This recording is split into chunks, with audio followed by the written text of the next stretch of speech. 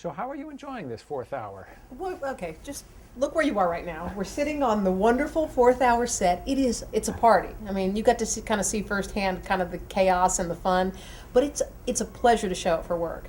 We got this crew that has been here since midnight. When you walk through the door, they're like, "Morning, Hoda. Good morning. How?" It's that kind of a place. So that combined with cool acts that are wandering the halls. Come on. And combined with, you have some of the better hours to be found in this business. No, don't tell anybody.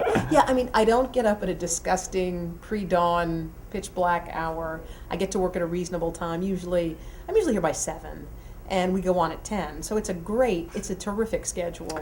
I know there were some people who were a little unsure of how it was going to work because you've got the Today Show. That's kind of the foundation on which you're building, and they had to add an extra hour. It had to go in somewhat of a different direction, but they didn't want it to lose the sort of signature Today Show feel. How do you feel you're doing in handling that balance? I think because of Ann Curry, actually, it seems like a very smooth transition to me. I think when you take Ann and you take Natalie, and I'm kind of the new addition to the group, and I think the only real difference is, our subjects manage to sort of go on a little bit longer because we have more freedom, but you get to see a little behind the scenes-y stuff, which I sort of like. It's not just like you and me in 2 boxes and blah blah blah blah blah. You get to see stuff going on behind. The cameraman's walking past, the makeup woman comes in, she does just the real deal. So that's how we're a little bit different. When I was a kid, I think it was Barbara Walters who had a show called Not for Women Only.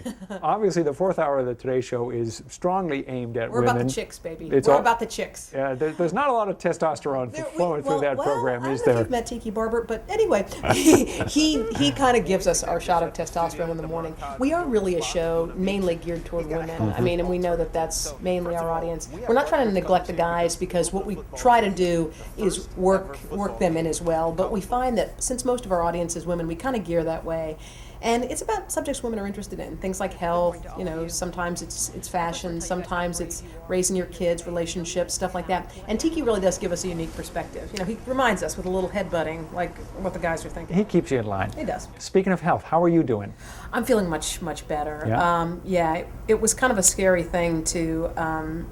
It was obviously a very scary thing to go through with the surgery and the whole thing, and live through that. And it was a pretty scary thing to talk about it, because you just don't know really how you're going to feel. Because I'm sort of weird. I'm sort of private about things, and to talk about it was a big step for me. And I sort of feel naked a little bit.